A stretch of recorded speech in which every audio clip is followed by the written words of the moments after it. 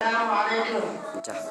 الحمد لله الذي علمنا ما لم نكن نعلم، والصلاة والسلام على رسوله الأكرم وعلى آله وأصحابه المحترم. أما بعد، قال الله تعالى: أعوذ بالله من الشيطان الرجيم، بسم الله الرحمن الرحيم.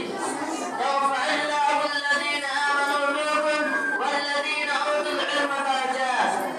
محترم سامعین، اللہ تعالیٰ کا شکر ہے کہ ہمیں مسلمان بنایا اور ہماری رہنمائی کے لیے دو چیز یعنی قرآن و حدیث چھوڑا۔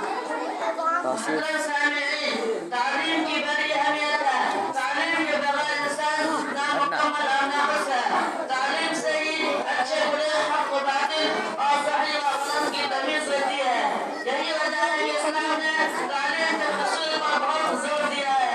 اللہ تعالیٰ فرماتا ہے: فَاعْلَمْ أَنَّهُ لَا إِلَٰهَ إِلَّا اللَّهُ، یعنی اللہ کے علاوہ کوئی بھی معبود برحق نہیں، اسی کا علم حاصل کرو۔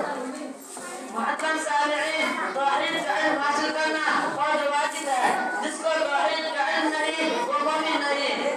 محترم سامعین، تعلیم کی اہمیت کا اندازہ اس سے ہوتا ہے کہ اللہ تعالیٰ نے وحی کا آغاز اقرا یعنی پڑھو سے کیا، چونکہ